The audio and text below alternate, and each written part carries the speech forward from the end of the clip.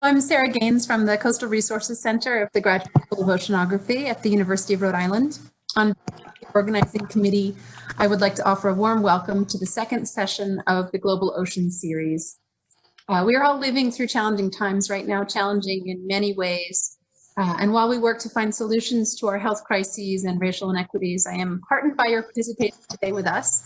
Through our shared expertise and passion, we will build the understanding for a more peaceful and equitable global society dependent on sustainable use of ocean resources. It sounds like a big statement, but I do truly believe that. So thank you for joining us today. Thank you especially to our guest speakers, my co-organizers and supporting entities. As many of you may know, our in-person event, which was scheduled for this past April at the University of Rhode Island in the US, was canceled. But we do feel that it's important to continue this conversation about the Ocean Decade for Sustainable Development, specifically to talk about these linkages between local science and management with the work being done by many organizations and researchers addressing larger ocean scales. In particular, this is successful work on large marine ecosystems. In short, there have been successes at many scales and much work yet to do, and we need to build upon and bridge local and large marine ecosystem actions. So I invite you to take a look at our website, the Global Ocean Series website, for the biographies of our speakers, both speakers tonight and speakers participating in other sessions of our series, for more information about our partners, about future events and other information. So just to review, the first session took place to provide a wonderful backdrop for local and global perspectives. Today we're talking about a focus on Asia and Pacific. Tomorrow we will shift to Africa, Europe, and the Caribbean. And then the fourth and final session of our series will take place on June 26th, focused on the US Northeast Shelf. So also on our website, you can watch a recording of this first session, which took place of the Global Ocean Series. This session focused on framing the issue of linking scales of ocean management and science, identifying key areas to be developed over the next 10 years. We were reminded of the importance of pushing this work forwards, cognizant of historic successes and considering holistic human rights approaches that include peoples and communities dependent on marine resources, as well as the opportunities and tools for marine spatial planning for a mixed use of our marine zones. Again, today's session will provide an opportunity to discuss issues such as these in more detail in the Asia Pacific region. Before we get started on this program, I'd just like to review a few logistical points. First of all, this event is being recorded and we plan to make a video publicly available after the event on our website. For those who are not familiar with the WebEx platform, which we are using today, your view of the speakers and slides can be adjusted using a button on the top right of the WebEx window, so you can toggle between a mosaic of videos and other views. For comments to hosts or panelists, please use the chat box. My colleagues from the Coastal Resources Center, JP Walsh, Eileen Dillon, along with myself, will be monitoring this chat box. We will have opportunities to use the question and answer tool as well. At the end of the program, we'll have time for several questions and open discussion with the audience. So you can submit these questions through this Q&A tool, which is at the top right of the panel. When entering the question, please indicate if you want to ask your question directly out loud, or the facilitator will read the written questions themselves. So please do take a moment now to introduce yourselves on the chat button, providing your name, affiliation, and location to the panelists and hosts, and we'll make sure that the other participants in the session also see who's here. Now, before turning over this discussion to our chair, allow me just to remind everyone of the goals for the Global Ocean Series. First of all, we aim to better understand the UN Sustainable Development Goals, or SDGs, the UN Ocean Decade objectives, and connections to work being done by scientists, organizations, communities, and countries. Secondly, we hope to share science and management efforts, especially those that link across scales from large marine ecosystems to local actions. And finally, we would like to discuss and identify how to improve efforts and linkages immediately and over the course of the decade, the next 10 years. So in review, we're trying to better understand the UN SDGs. We want to share science and management effort across scales. And we want to think about the decade and how this work will take place, what our priorities are for the next 10 years. So to chair the session today, I would now like to introduce Andy Hudson, head of the UNDP Water and Ocean Governance Program in the Nature, Climate and Energy team of UNDP's Bureau for Policy and Program Support. Andy, the floor is yours. Thank you very much, Sarah, and good evening, good afternoon, good morning to everyone, wherever you are. I'm sure all over the world. We're very happy you could join us for this session. As Sarah described, it's session number 2 of the Global Ocean series, focused this week, and that's in part the reason we've set up the time of the start on the Asia Pacific region. And of course, our theme here is looking at how science and data and information can then be translated into policy, into management decisions and implementation. And then, of course, an undercutting theme, which we'll include in our discussion today, is the critical role of the new Ocean International Decade for Ocean Science, 2021-2030. And of course, that has an obvious close linkage to the whole science to management policy, science policy process. We're really fortunate today. We have 4 really outstanding speakers, really cutting across the whole gamut of marine ecosystem management policy engagement, so forth, from the local level up to national level and even up to regional, very large scale regional level, as you see. So I think we're really, really lucky to have who we have today. I know most of them very well, and getting to know the others as well. So it's very fortunate. Just so you know the structure, we're going to ask each of our 4 presenters to first make about a 5 to 8 minute overview of the work that they've been doing and describing it, and with a few slides. And then we'll open up for initial few questions from the audience. And then I'll come back as chair and turn back to the panel with some further questions. And then we'll open up to the audience for one final round of questions. I see we're on the order of about now almost 50, now just hit 50 people have joined, so we're very pleased with that. So yeah, we're really looking forward to a good session and everyone's engagement and participation. So without further ado, I want to jump right in with our first speaker. He is Mr. Yinfeng Guo. Yinfeng has a long, very impressive history working with IUCN, working with UNDP, and also with the Global Environment Facility on a whole range of projects and programs, particularly those involving large marine ecosystems. And Yinfeng is currently the project manager of the presently active UNDP GF Yellow Sea Large Marine Ecosystem Phase 2 project based in Korea.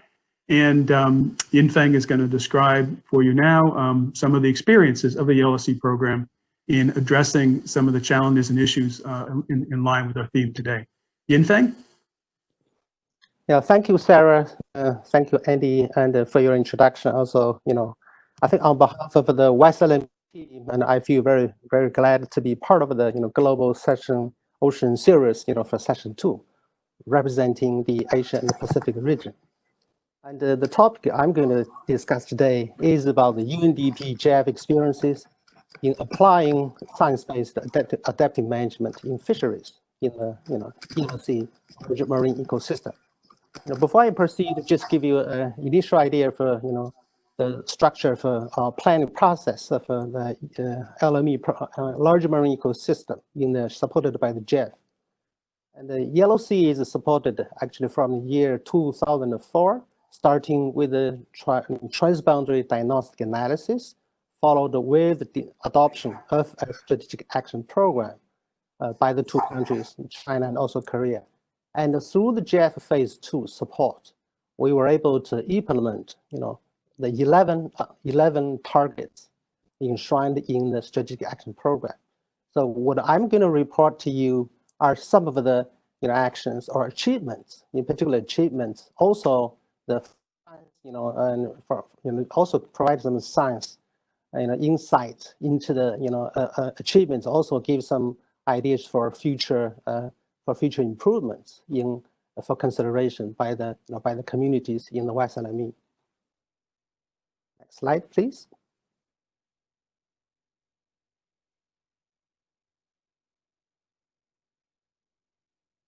And we all know that the countries in the two countries have adopted a series of conservation and management measures to reduce, first, fishing efforts due to the depletion of the fish stock, even in the 1980s, and to rebuild fish stocks to achieve the targets of the West LME SAP.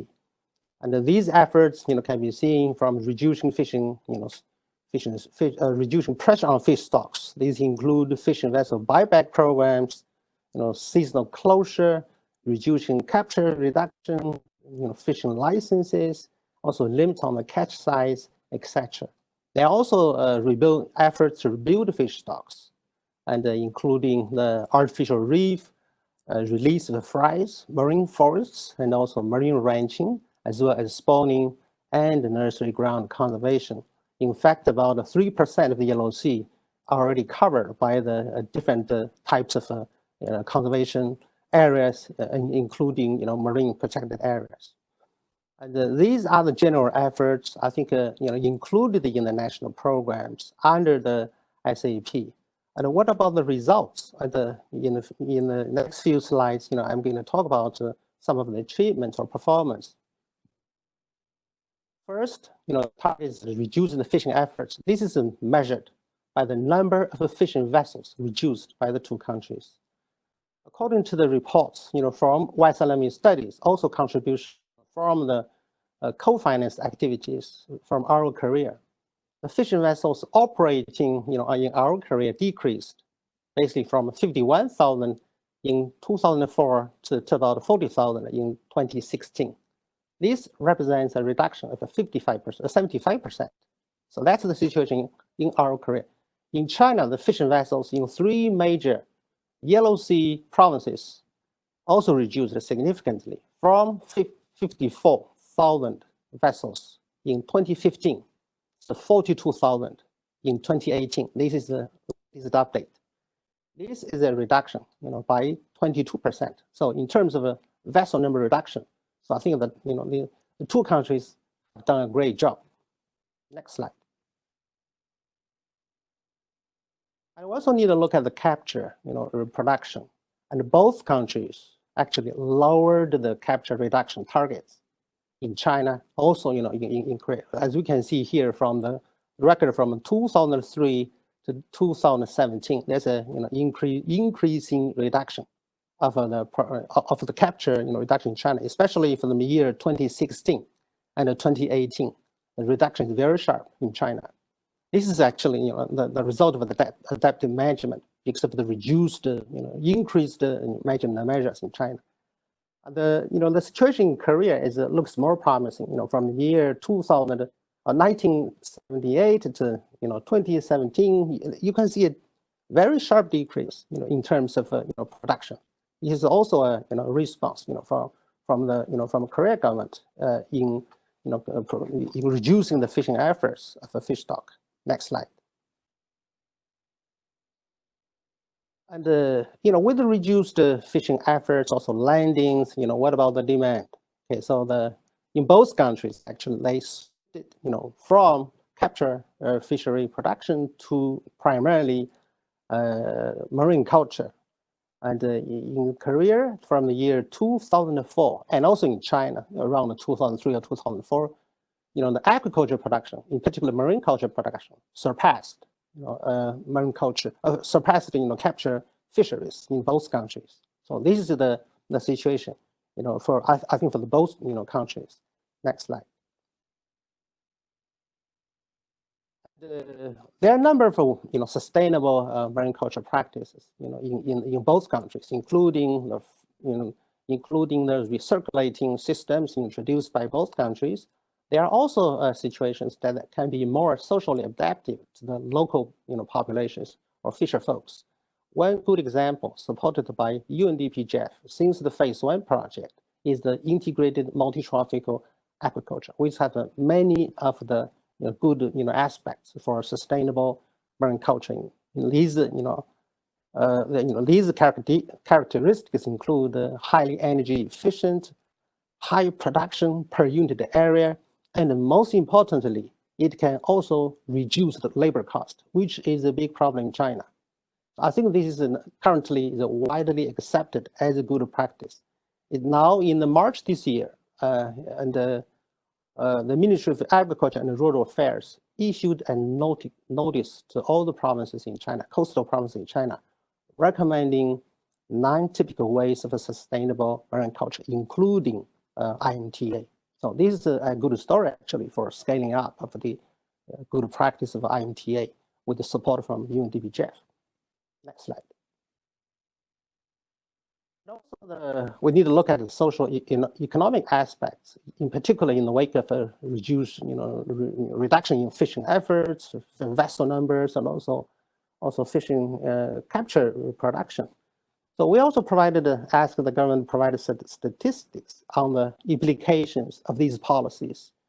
So there's an indication that for the fishery sector, the employment is increasing sharply in Shandong province, one of the major fishery producer in the 4 provinces in Yellow Sea. And I think there's an increase of 1 million people depending on fishery as a substance. And also the income has increased from the year 2004 to the year 2017. Next slide. Okay, so we also need to look at the biological side of the management. First, the abundance of fish species, and based on the study conducted by Yellow Sea Fishery Research Institute, one of our partners in China, and the National Marine Environment, also the National Institute of Fishery Sciences in Korea, the total biomass of fish species fluctuated in the past 30 years, while the trophic level appears stable. Next slide. And also the trophic level are stable, but what about the seafood menu? So based on the long-term monitoring by Yellow Sea Fishery Research Institute, starting from the year 1958 until the work they have recently completed in the year 2015, there's a trend of species dominance in terms of harvest, basically represented by a trend of harvest from demersal high-value species to pelagic low-value species. That's the situation during 1958 to 2000. Then moving forward from pelagic low-valued species to demersal low-valued species, to 2015. So that's the situation. This means that there's already a change in the structure of the fish population in the Yellow Sea, even if or in spite of all those efforts being made by the countries. Next slide. And as introduced, the fishing vessel reduction is one of the major programs, but we need to also look at the the real impact of these efforts, including reduction in quantity, also the tonnage of the fishing vessels, at the same time also horsepower. Based on the report from the 2 countries, the total tonnage of vessels in China has a decreasing the increasing tendency, as a matter of fact, and then the total horsepower of marine motor fishing vessels increased, both in China, some of the provinces in China, and also in Korea. So this means that additional work need to be done actually to reduce the actual fishing pressure from the 2 countries. Next slide. We also, through our small grant program under the project, we supported the NGOs to do some work to understand the situation of marine culture and also fisheries, as a contribution to the marine plastics, which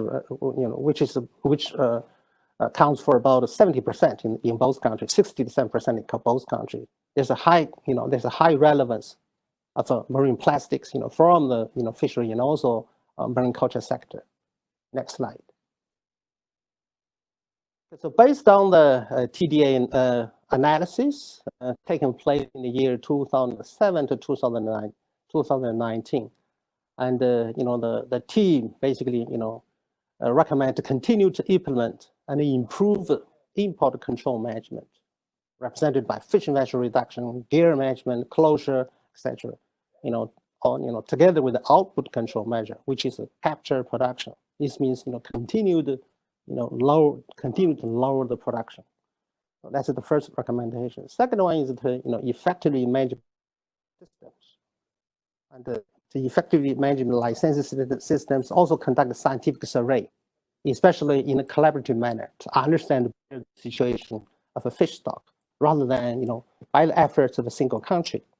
And there are also recommendations, to set a total allowable catch as a way to manage fish stock, by species, instead of a closure for about 135 days, in the Yellow Sea. So additional measures will be introduced, and especially our career is far more advanced in application of this technique. Also scale up application of a sustainable marine culture, in particular application of a carrying capacity as a management concept in aquaculture sector. And finally, responsible marine culture, also fishery practices need to be introduced in order to reduce the impact to the marine environment, through the reduction of marine plastics. And of course, we also, I think here what is missing is the continued increase in the conservation of increase of efforts in conservation for fishing ground, also nursery ground for fish species. So these are the recommendations, I think, from the team, the two country teams. Yeah, thank you. This is my presentation.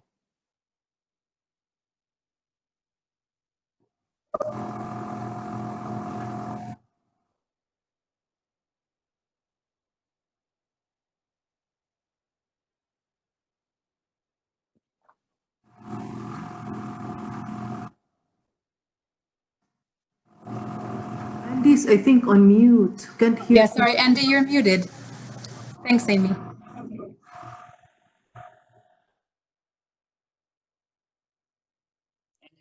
Andy, you're still muted.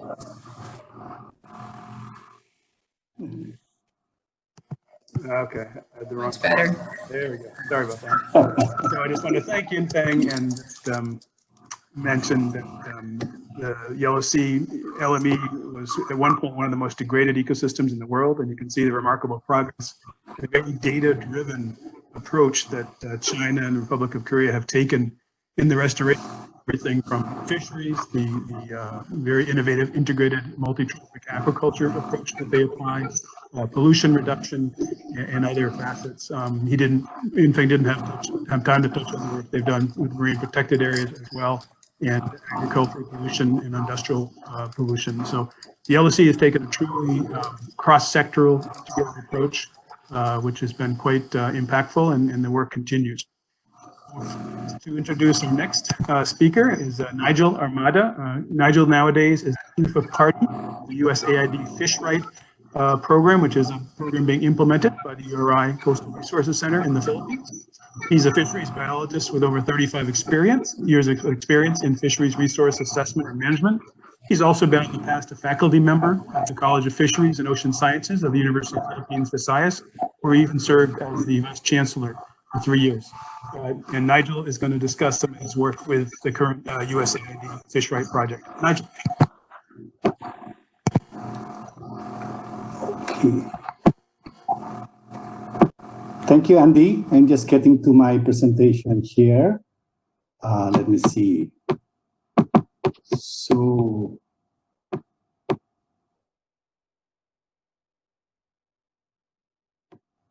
okay. So, can you see that? Can you see my presentation? Okay, thank you. So, yeah, let me start with this. Actually, I'm just a bit, humbled in doing this presentation, which is actually, 3-decade work by so many people, starting with, the Philippine government, especially the Bureau of Fisheries and Aquatic Resources, and also the donor agencies like the USAID, which really played a big role in, promoting the biodiversity element of many of our initiatives. And there's also the GIZ, the UN, United Nations family, and of course some banks like the World Bank and the Asian Development Bank. So this is just not the work of my work. Actually, this is the work of many people so that's why I'm a bit humbled by this. And of course, there is the non-government organizations, small and big, and also these are the people's organizations. These are really people on the ground. And last but not least, of course, we have the university researchers and, people who have been very, very much involved, even to the community level. So the list can go on, and maybe I just end up there. By the way, the Philippines is also, together with Indonesia and Malaysia, we are struggled into the Sulawesi, large marine ecosystem. So with this, allow me to go to my first slide. So I titled my presentation as the ecosystems approach to fisheries, to managing fisheries in the Philippines from the local to national scale. So I'll be talking towards that now. So first of all, let me show you the complexity of the situation in the Philippines. So the Philippines, since 1991, we have the local government code that somehow enable the municipality to manage their own water resources, and that's the body of water from the coastline up to 15 kilometers, and beyond that, this is being managed by the national government. So and this is we have something like 832 coastal municipalities out of the 1,500 coastal municipalities. It's about 55%, and we have 36,000 kilometers of coastline. And practically, maybe even more than 60% of the population live in that area. So that's how important it is. So it took a segment of this, municipal waters and enlarged them a bit in an area where we are, we're really having our project support to the Bureau of Fisheries and Aquatic Resources, where we have our support in what we call the Visayan Sea. So this is the area that we are in right now, with the two more areas in the country. So this is one of our biggest. So the early days of this is that this body of water, bodies of water are being managed by the individual municipalities, wherein practically focus on in the early 90s, focus on the coastal resource management. So practically it's habitat management. It is but the key there was that we tried to introduce that the coastal resource management as a basic services, or as one of the basic services of the local government. It is quite a very challenging task, but we somehow we have some degree of success in many of this. And also, but that time, that nothing was really focused on fisheries. So it's practically more of habitat management, zoning of coastal zones, and just and also coastal cleanup and so on. But as we move further, there was that need to really work together, because in working alone, they will just be managing the resources, but they will not be managing the resources that cuts across them. So fishes that migrates,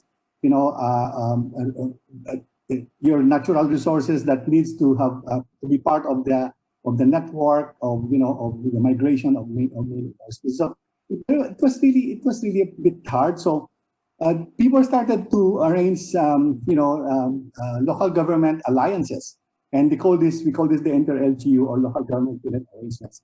So they came up with inter-LGU fisheries management plan, harmonized the fisheries ordinances such that they will not be in conflict with one another. So if they share a body of water like a bay or a gulf, or even just a straight coastline but with a common resource, they try to harmonize their fishery ordinances, and also develop MPAs that will form the network. And that was good. But this is still very, very much the network part is still in infancy stage, but the MPA, which have quite a long history of that already. And of course, the key is that they became also effective when they started doing joint law enforcement teams. That means they save on, they try to put their resources together to do a joint enforcement teams. And also they did some integrated marine spatial plans, such that the plan of one LGU bounding another local government unit will not be in conflict with each other. So these are the things that has been done by the local government who bound together as to form the alliance. But these alliances are sometimes just very loose alliances, and sometimes they are formalized by some kind of a memorandum of understanding or agreement. And of course, this has some of its challenge, because your governance scale should be congruent or should be in the same scale of your ecosystem. And that became some sort of a challenge. So in one of our projects, that was called the FISH project, Fisheries Improved for Sustainable Harvest project of the USAID, we tried really working hard on this, and we started with 4 municipalities in this northern Bohol, the Nahon Double Barrier Reef that is in the center of the Philippines and Central Visayas. And we started with 4 municipalities working together, doing inter-LGU alliances.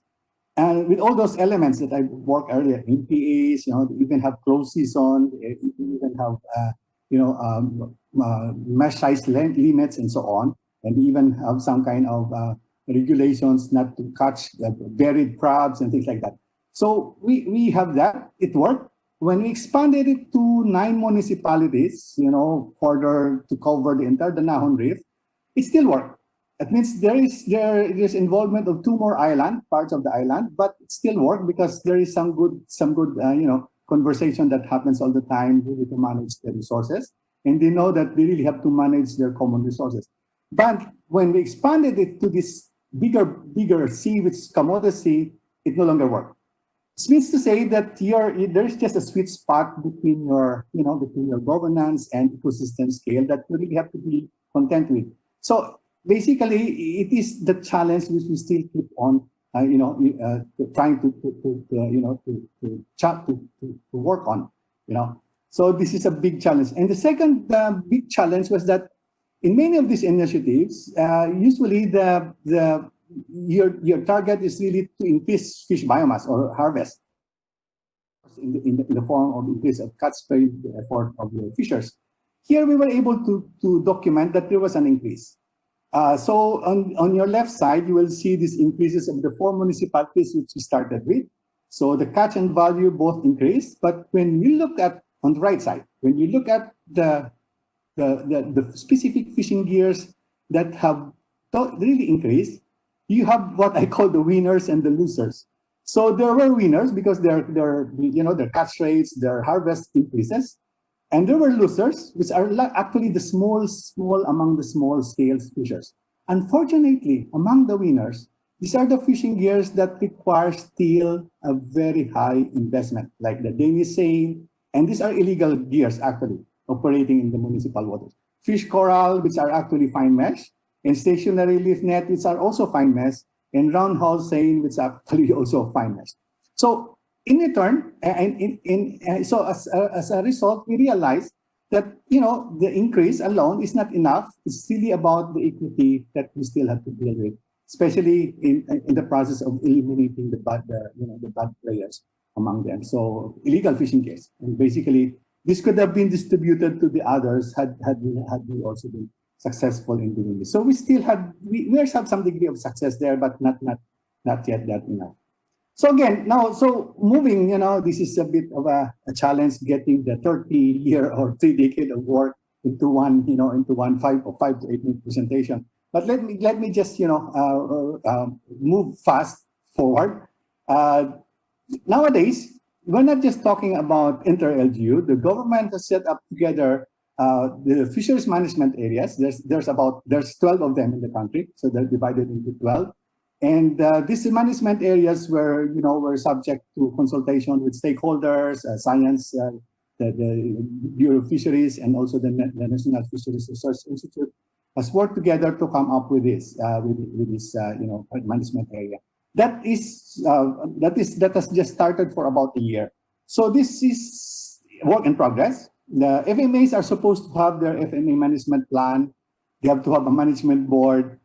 They have to have a working science advisory board, which is actually composed of scientists in those areas, in the FMAs.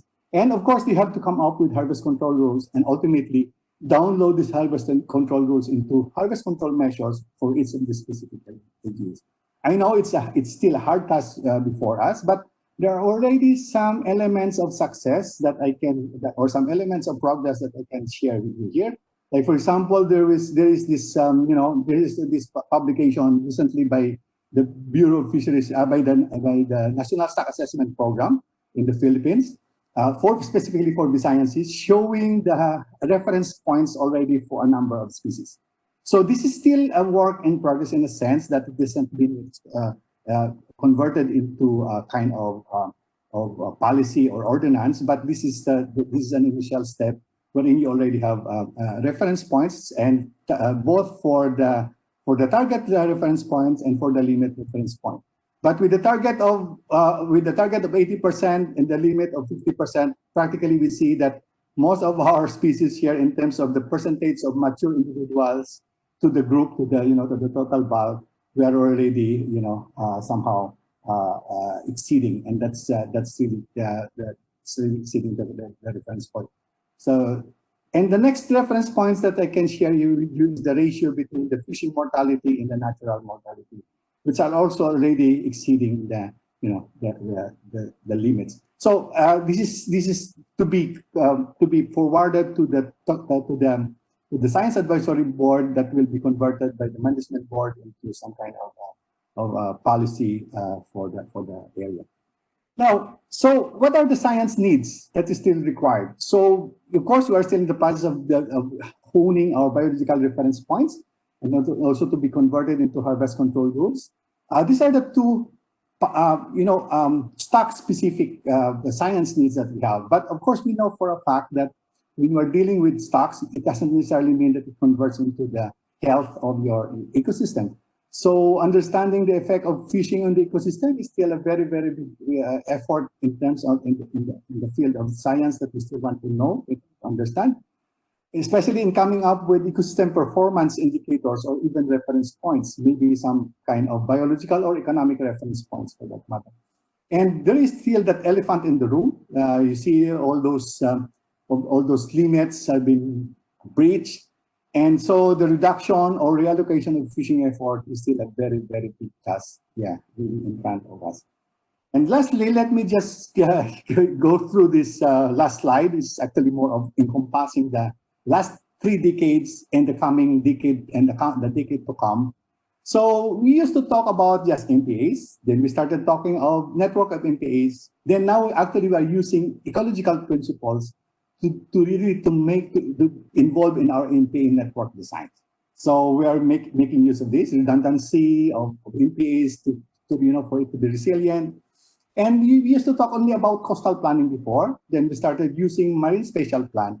And recently we had also introduced accounting for sea use. It means to say we put, and instead of just the use of that space, we also account for the value of that space so that it can provide some kind of a decision point for the decision makers.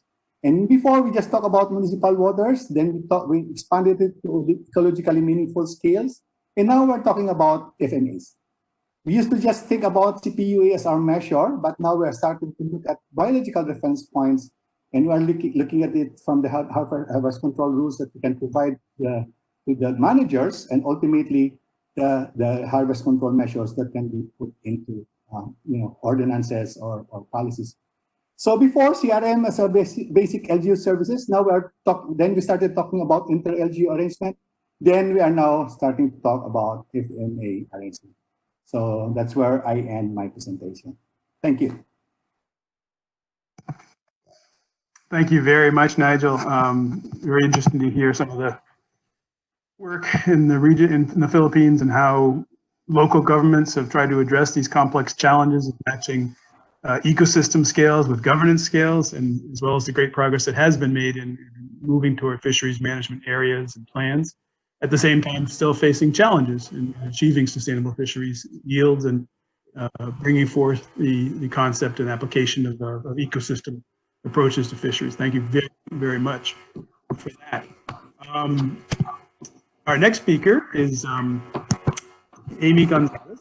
Amy is presently the Executive Director of the Partnerships in Environmental Management for the Seas of East Asia, or PEMSE, which is a regional coordination mechanism that fosters healthy, resilient coasts and oceans, peoples, and economies in the East Asian region through integrated management solutions that link policy, science, interface, and local action. Amy has previously worked with WWF International and also the Philippines Department of Environment and Natural Resources. So PEMC's going to talk, Amy's going to talk about some of PEMC's experience working with bringing science to the management agenda in East Asia through PEMC. Amy?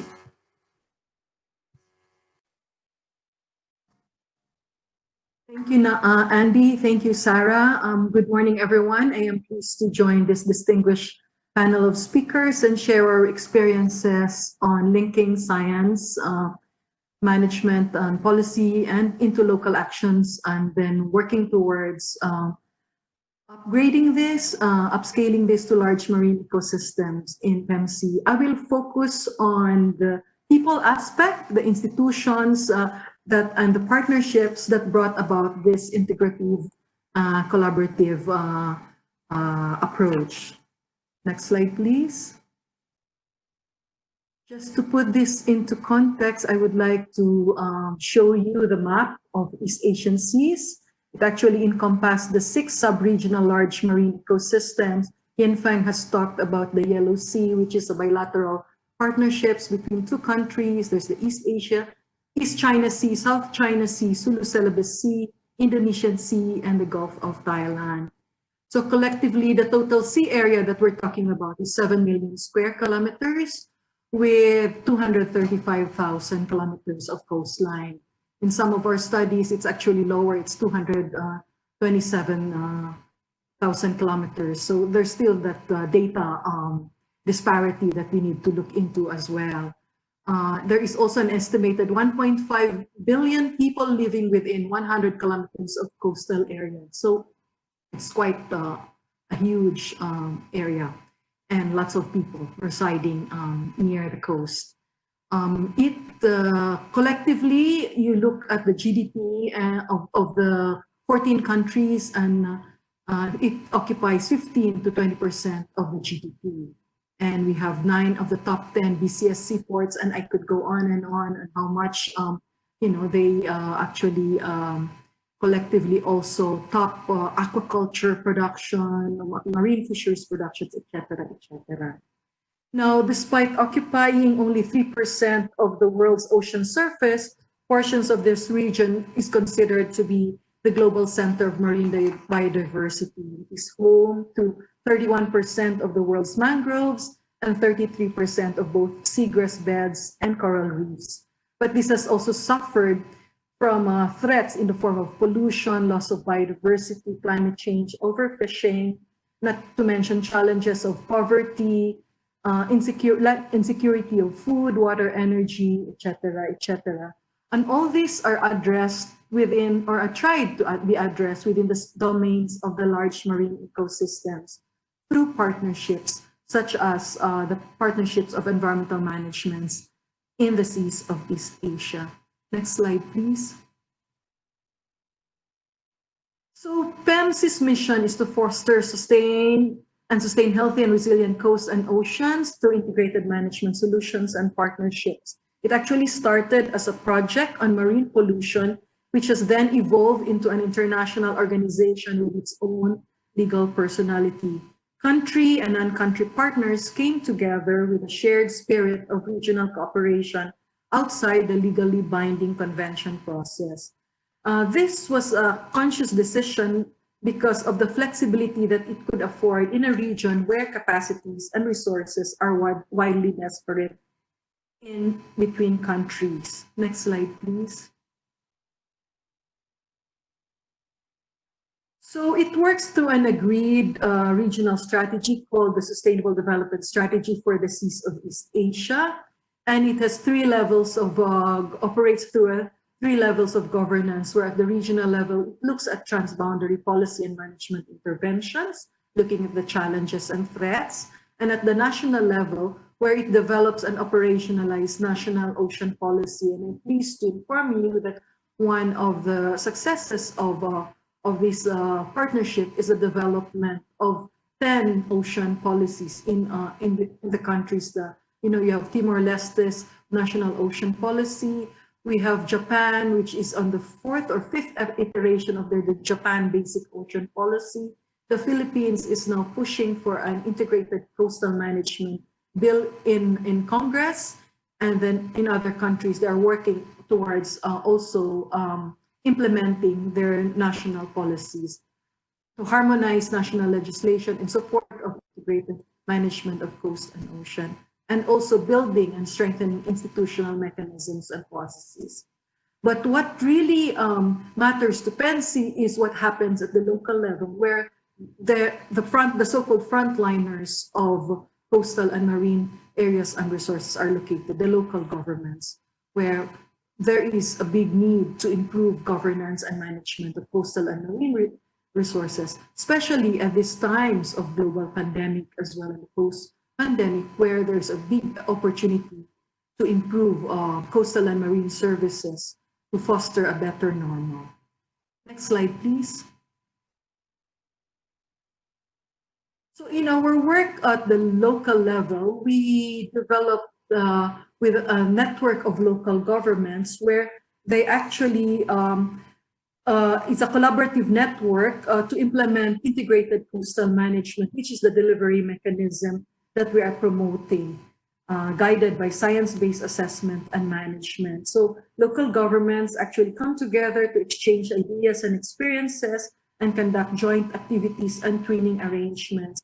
Some of these local governments are actually PEMSI learning sites as well, where some of their experiences could be replicated and adapted by other local government units. Next slide, please.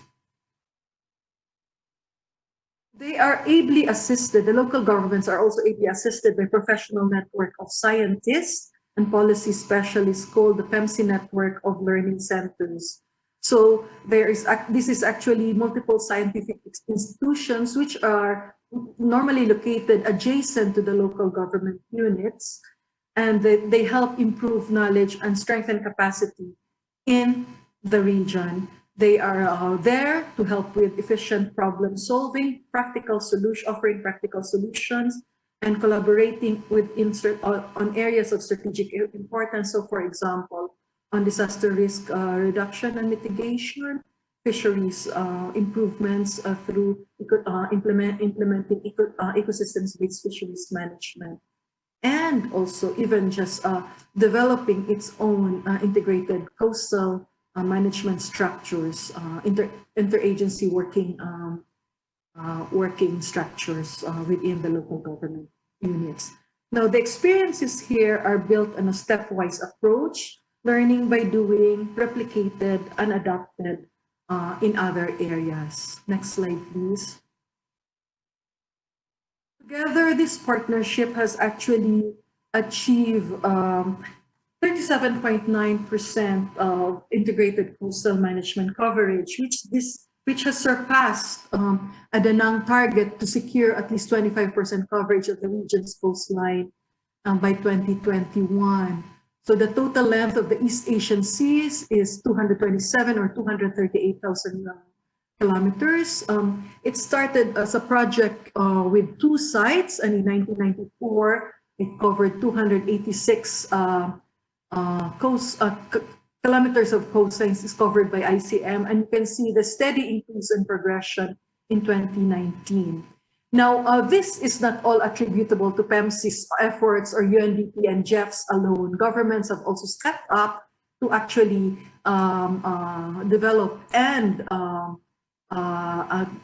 get their coastlines covered by integrated coastal management. So this is an effort, a collective effort by everyone.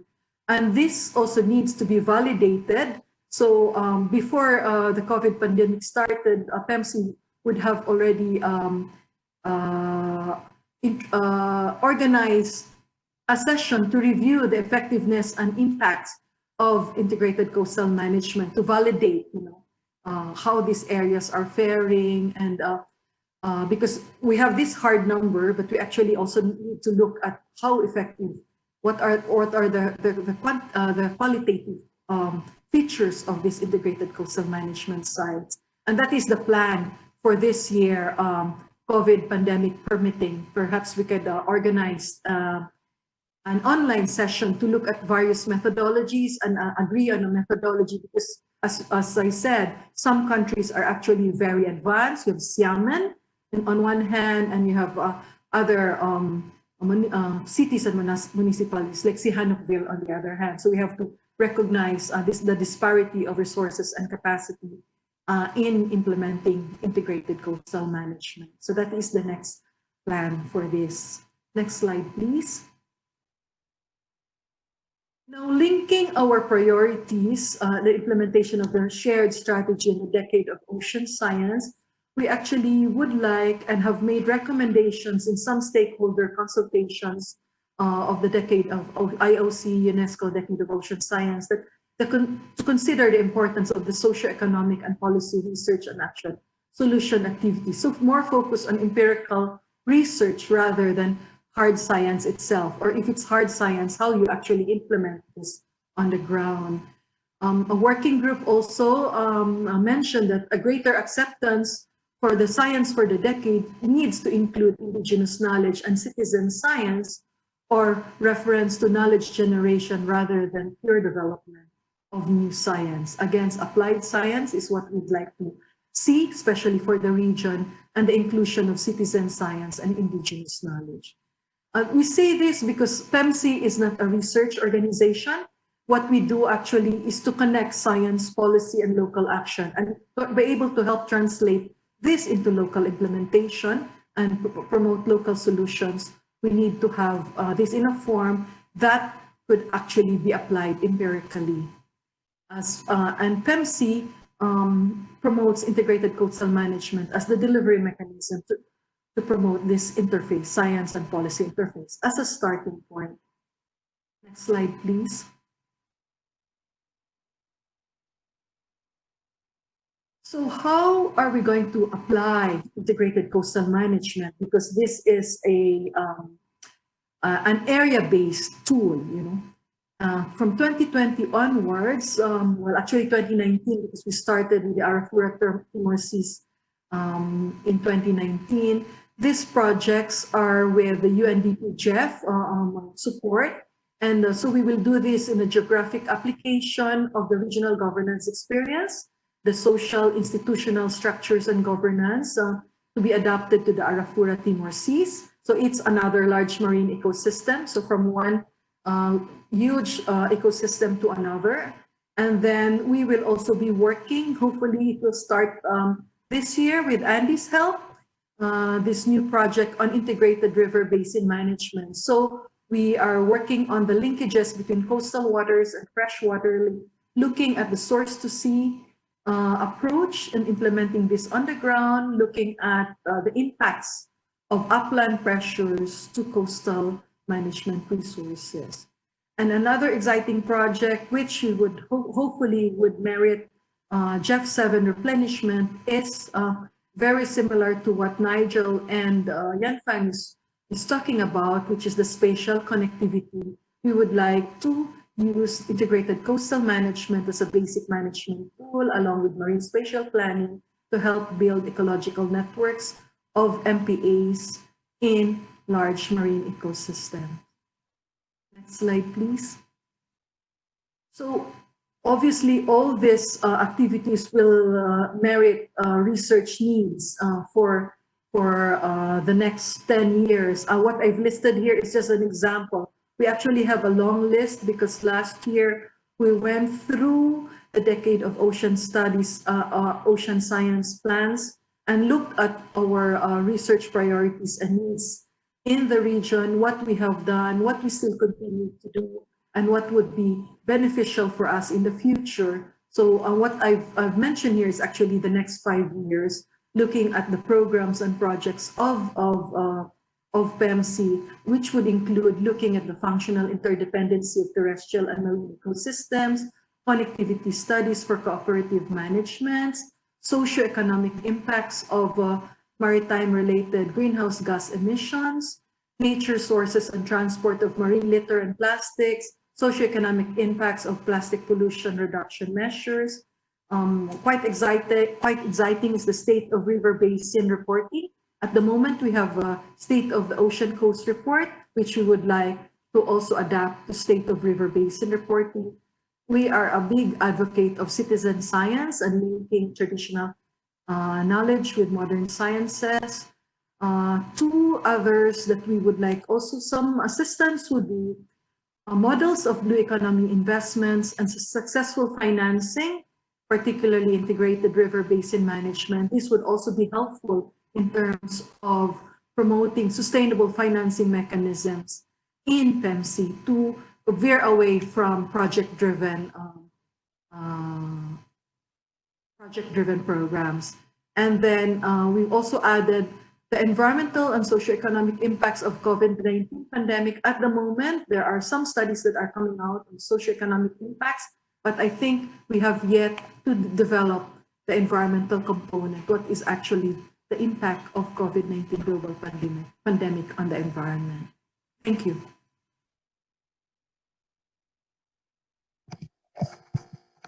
Thank you very much, Amy, for that discussion and description of PEMC's work.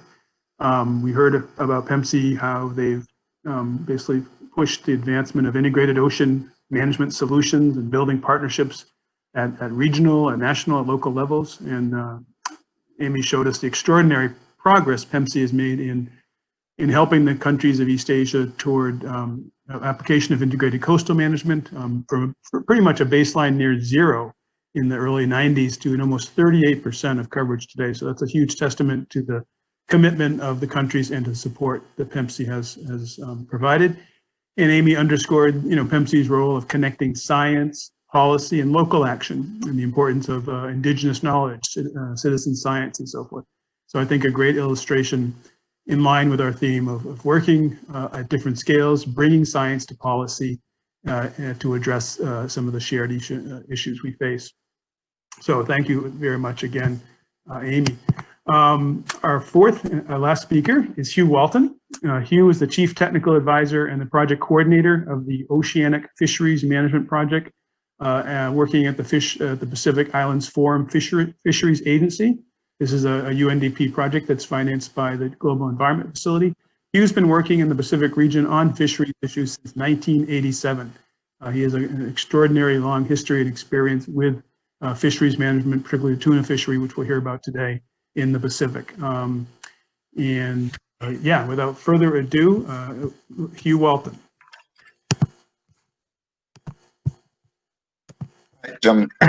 Thanks, Andy, and asked Sarah to run my slides for me, so if I talk too much, she can take me to the next slide automatically. So, okay, I'm going to be talking a little bit about Western and Central Pacific Ocean, fisheries management challenges to sustain fish stocks and associated data and information needs.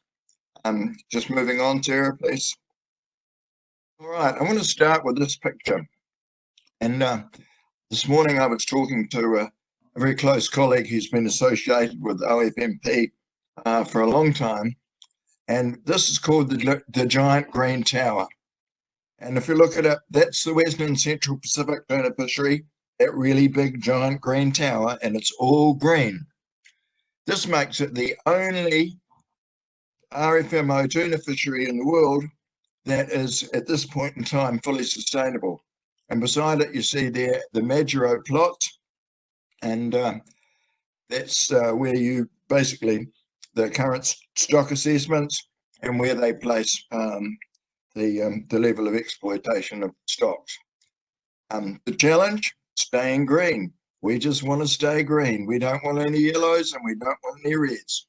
And that's why we've relied for the last goodness knows how long on the assistance of the GEF and UNDP to run these oceanic fisheries management projects that I have the privilege to be the Chief Technical Advisor on. Thanks, Sarah. Next slide. All right. I remember going to an LME meeting, I think in Paris some years ago, where I made the statement, my LME is bigger than yours. And there it is. That's the Western and Central tropical warm pool. And beside it there, you've got the map. I'm sorry, the map's a bit sort of closed up there, but that shows our member countries. And it does show you also very clearly that a majority of the Western and Central Pacific tropical warmfall is contained within the economic zones of FFA members. Thanks, Sarah. All right. For our FFA members, and I should say FFA is a technical secretariat, we represent the interests of the 14 independent Pacific Island countries, and that's the world's largest tuna fishery, as you've just seen. So there's just an indication of how much we contribute to the catch value and access fees. And if you look there, you'll see, the fees earned from Pacific Island countries now is well over $400 million a year, which is a substantial contribution to income in a number of our member countries. Thanks, Sarah. Okay, I want to talk a little bit about governance and our governance processes, because we are part of the WCPFC, the Western and Central Pacific Fisheries Commission, and as such, they are the significant management body for the Western and Central Pacific, and as such, we are all subject to their processes. So within the broader WCPFC processes, we have a number of internal processes within FFA to provide support to our member countries, noting that we are a technical secretariat. And some of our member countries are very small, with very limited resources and very limited capacity in the technical sense for effective fisheries management. So our role is to make sure they get the best advice in going forward to decision-making processes in WCPFC. So we start each year with our annual NCS working group, which we just had virtually last week. And from there we move to pre-science committee and pre-PCC meetings. Before each of those meetings, we have FFA specific meetings to look at key subjects, the key subjects to be addressed during those meetings. We do the same thing before the annual WCPFC meeting.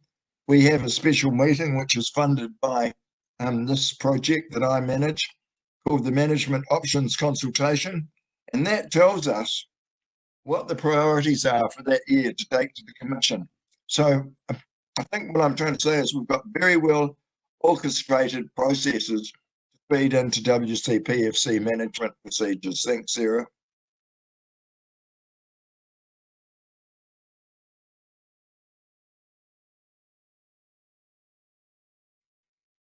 So, yeah, all right, back again. Yeah, so to feed into, it's the next slide, I think, Sarah. There we are, yeah. To feed into, whoop, you've jumped ahead again.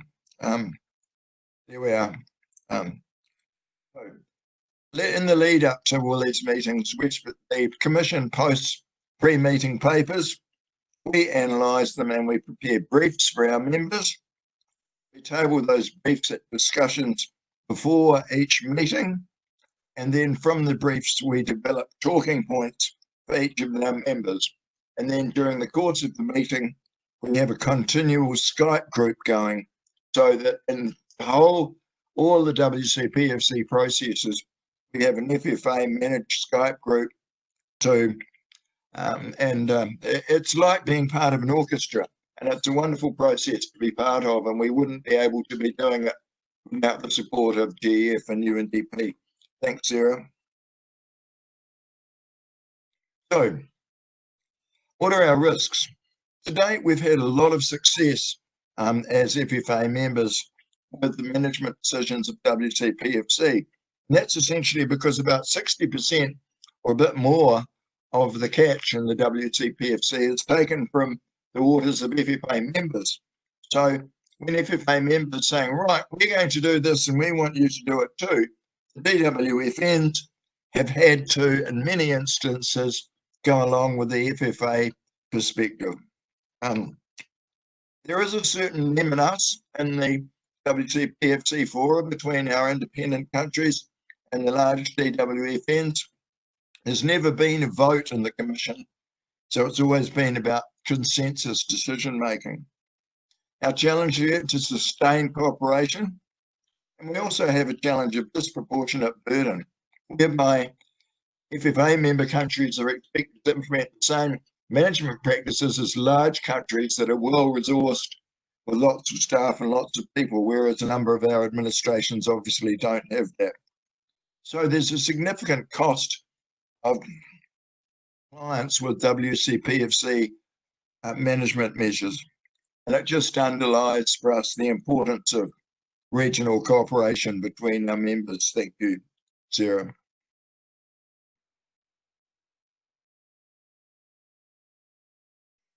Okay, I want to talk briefly about the science, and I could go on forever on this, but I've got to take my hat off to the Oceanic Fisheries program of the Secretariat for the Pacific Community. These guys are probably world leaders in tuna fisheries management and tuna fisheries science. They've been on the job since 1980. I worked with them myself in the 1990s, and it's a wonderful program, the Oceanic Fisheries Division. 4 sections, and I won't go into all the detail: stock assessment and monitoring, oceanic fisheries data management, oceanic fisheries monitoring, and ecosystems monitoring and assessment. So they're the science powerhouse, the science providers for WCPFC, and more importantly for us, they're the science providers for FFA and FFA member countries. So we can be assured we've got the state-of-the-art stock assessments, the state-of-the-art economic analysis, the state-of-the-art look at what our risks are and what our issues are from a scientific point of view. Thank you, Sarah.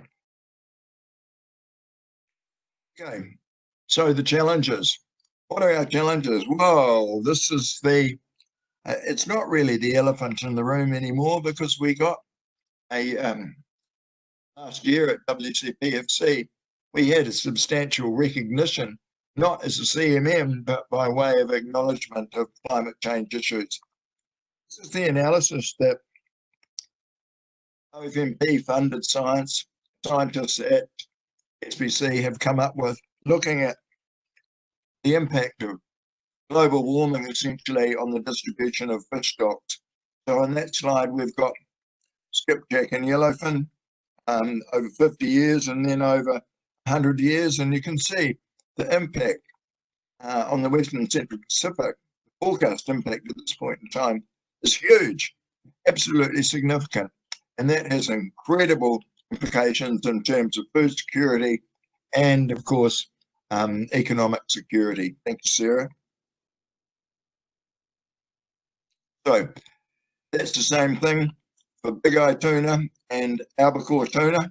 And you can see for big eye, it's pretty much disappearing to a very small fishery down there off Mexico. The albacore, the New Zealanders and Australians in the South Pacific get a bit of respite on the albacore, but generally it's a pretty challenging scenario that we're facing at this point in time. Thank you, Sarah.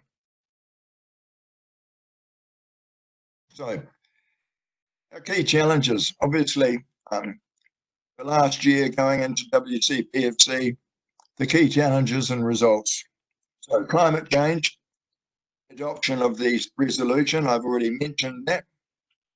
Harvest controls and reference points. Skipjack, we cleared the way, it's work in progress.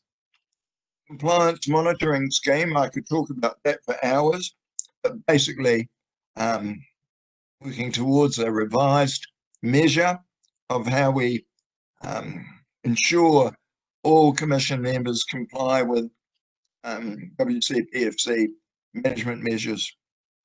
The challenge of South Pacific albacore management and a clear direction for the roadmap, which we managed to get on track. A really gnarly one around high seas limits and allocations. fishing rights on the high seas. It's not been visited before. In the last 2 years, we've had a couple of meetings. And for this coming year, 2020, there are 2 days set aside specifically for discussions on high seas limits and allocations. Big one, tropical tuna management measure. We have one in place, and it's up for review again this coming year. And further work is needed on the target reference points.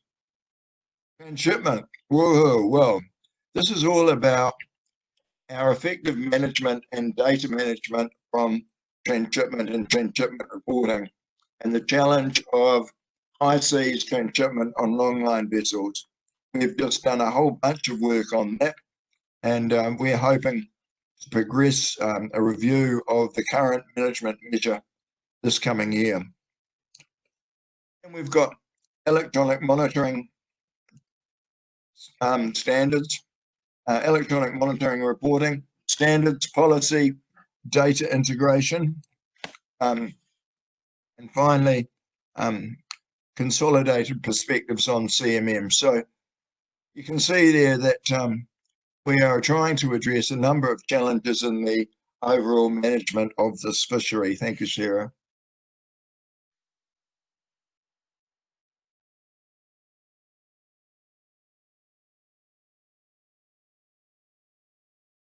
All right, just moving on to information management. Information for management. What do we need to make good management decisions?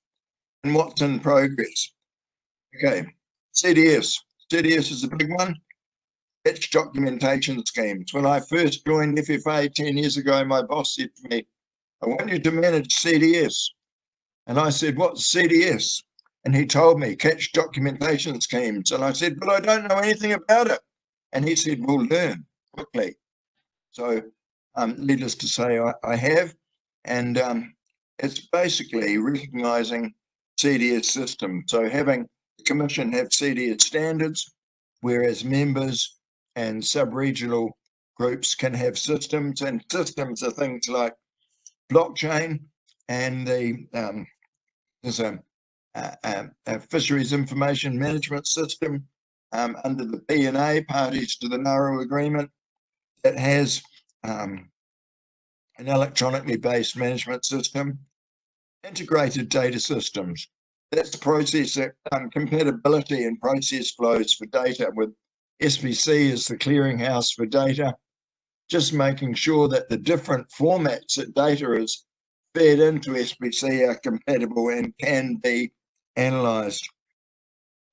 Moving forward with electronic monitoring and reporting, policies, standards for application, implications of data entry at source. And this is a big one for our small fisheries administrations that used to employ a number of people to do data entry, and they don't have to anymore because the data is coming in real time.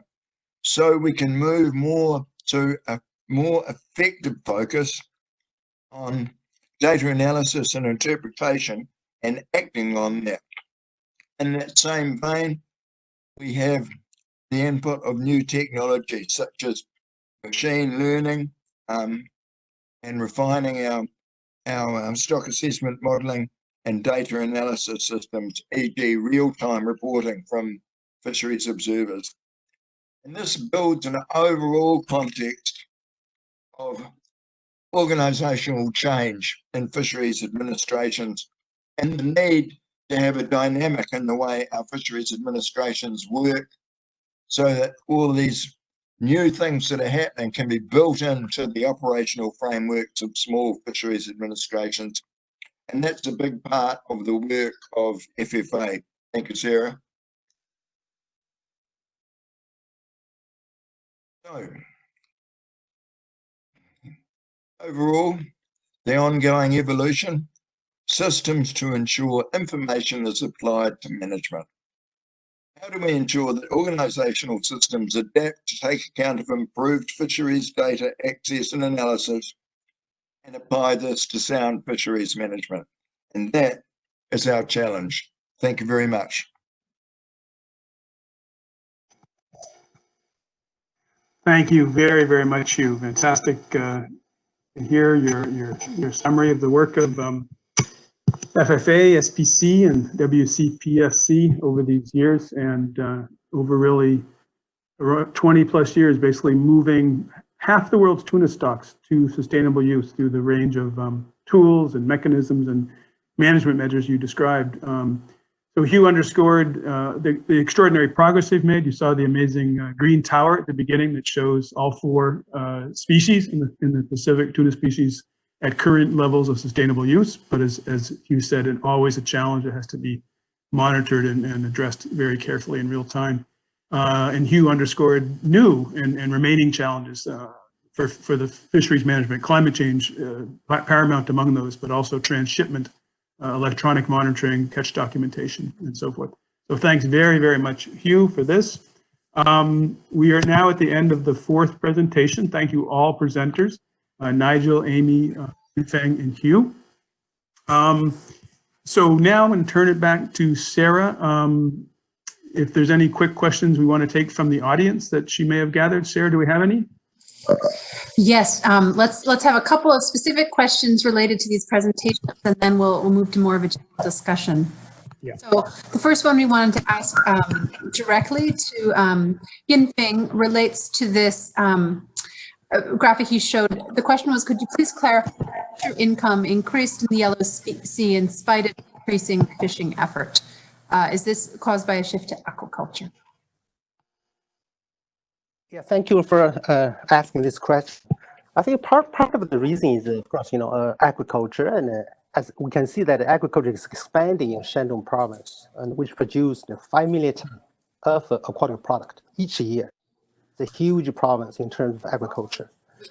As I mentioned in the example of integrated multi-trophic agriculture, if good technology is used, there's also a likelihood of increased production.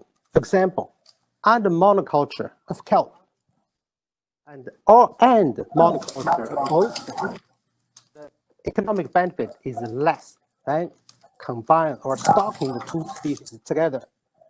The increase in output is about 130%.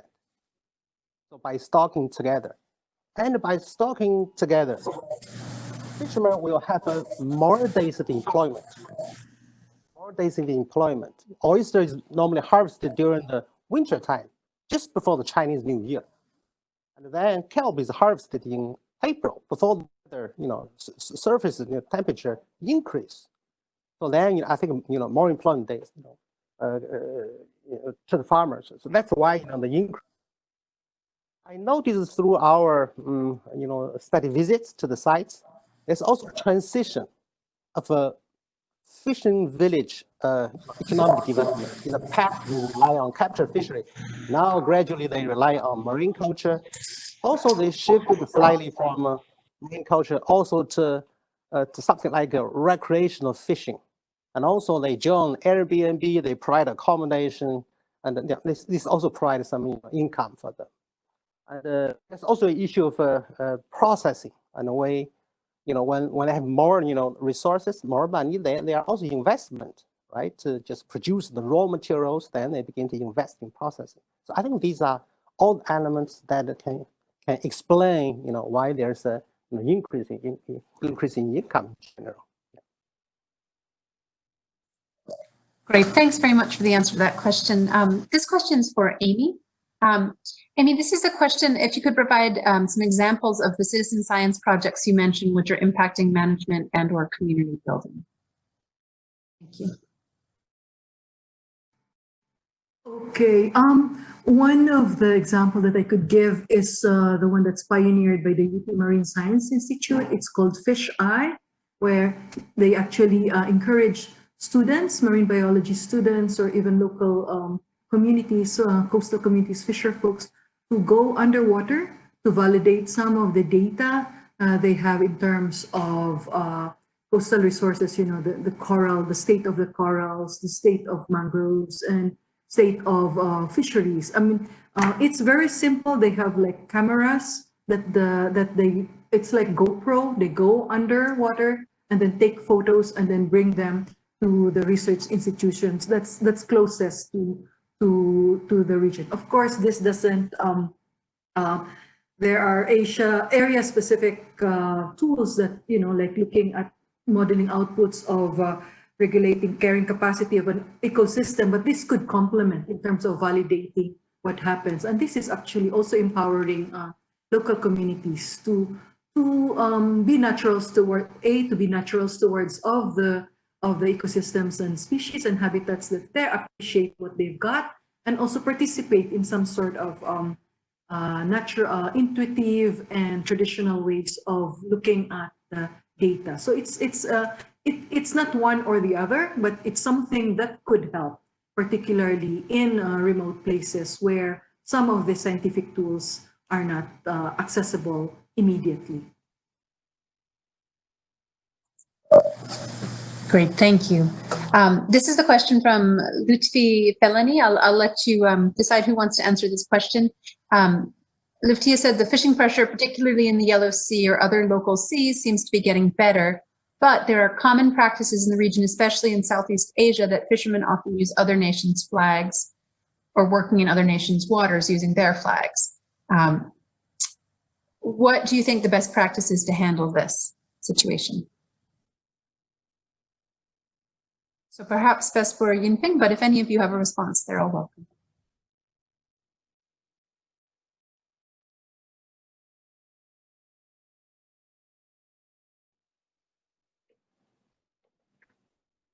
Yeah, I think this is a very valid question. We have partnered in our selection for the project to be funded by the small grant program. Small grant program, and IUU is one of the issues we discussed, and ultimately, we believe that the best way to manage IUU is first through national efforts, right? To strengthen this, surveillance of the production of the fishing vessels, also registration, also operation, then license. These are the basic measures to be adopted by the countries, right? And make sure the license is available. So we had a discussion. So this is my impression, and it's indeed it's not easy to put those I think those IUU fishing vessels in the high sea or even in other countries EEZ, and efforts between the countries and are needed, especially joint collaboration. So that, this is my my immediate response to this question. Yeah, maybe I think some other presenters have more appropriate answers. Would anyone else like to comment on that question?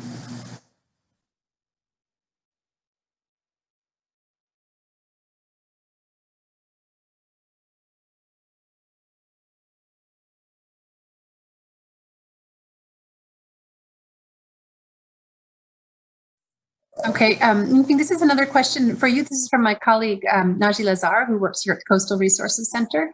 And he says, input control seems to have failed to reduce fishing mortality in the Yellow Sea. And you spoke about adding output control mechanisms to address common issues and catchability adjustments by fishermen. What are those output mechanisms? I think here the output mechanism introduced by both countries means the reducing the fish landings, basically. And for example, in both countries, I think there are targets. In China, in the year 2018, there's a target of reducing fish landing from something like I think 13 million nationwide, 13 million to 10 million tons each year, and I think that's the national target. This is mandatory reduction in terms of fish landing. So this is what we call output, and also the GEC. I think it's also an option for countries to consider, and this has been introduced for some time, and the fishing vessels will be issued with a license, and then they are monitored at a different time and at a different time of the year at a different zone.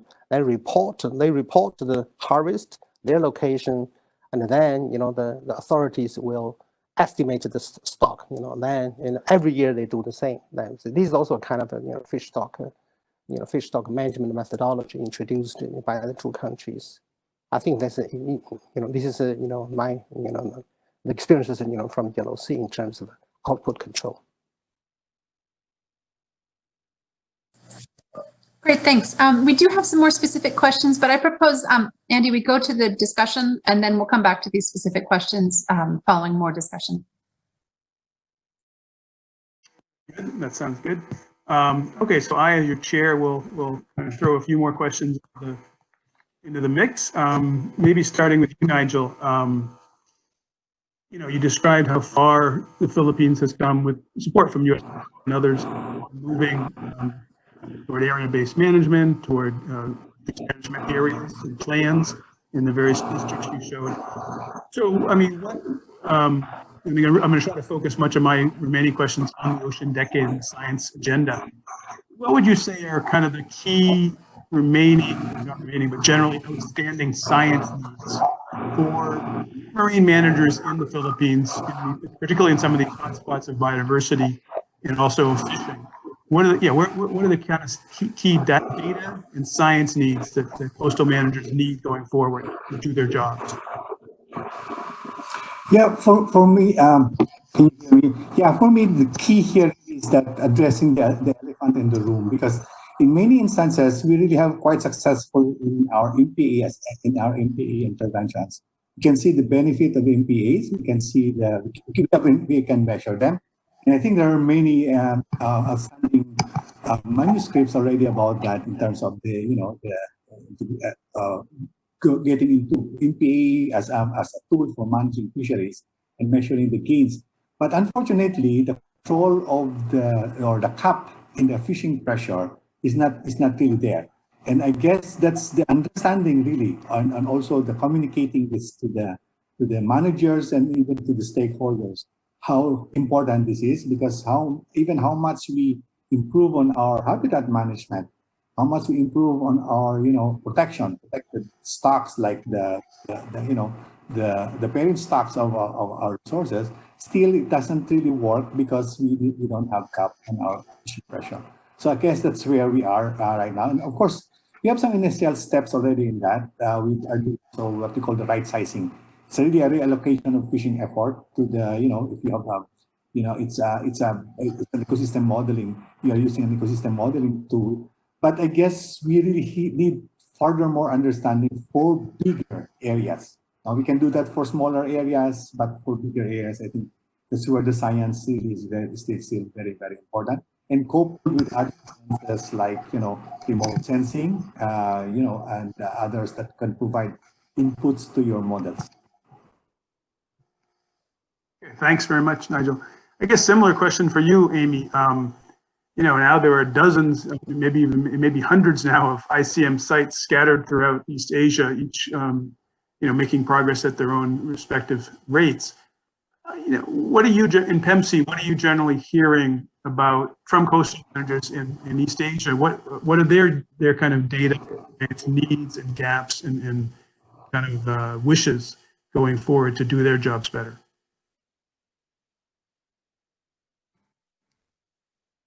As you say, they're going at their own pace, especially since there are varying resources and capacity. And so there will never be, a dearth of capacity building needs.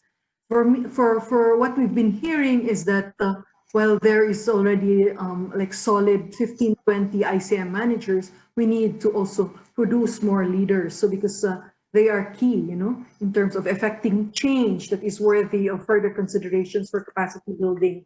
So I think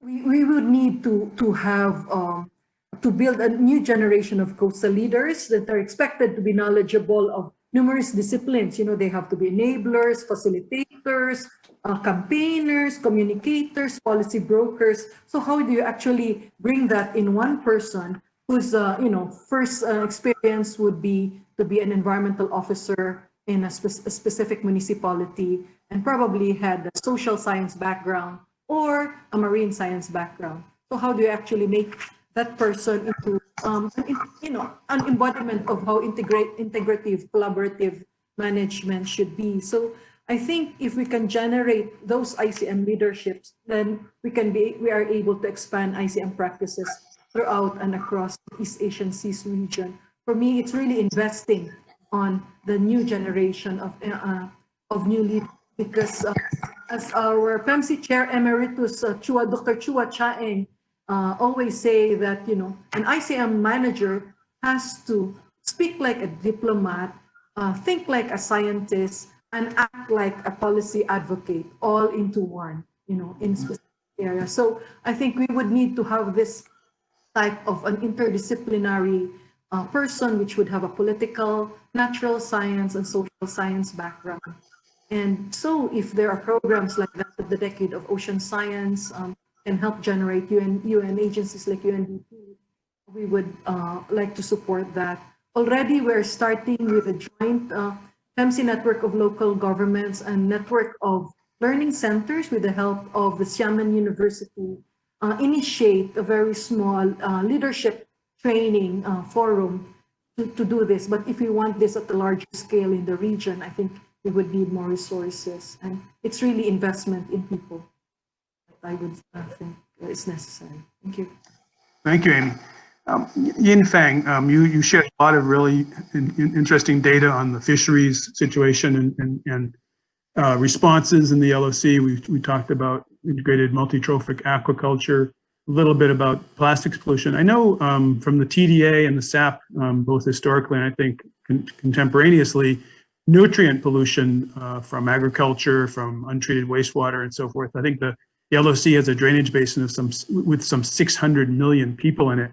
Can you kind of give us a little bit, what is kind of the latest status and progress on addressing nutrient pollution in the LOC? Yeah, thank you, Andy, for raising this question. Yeah, indeed, nutrient is one of the problems. I think it's in the two countries address the nutrients issues from different aspects. First is to share information, also understanding about the sources. Nutrients can also be from atoms.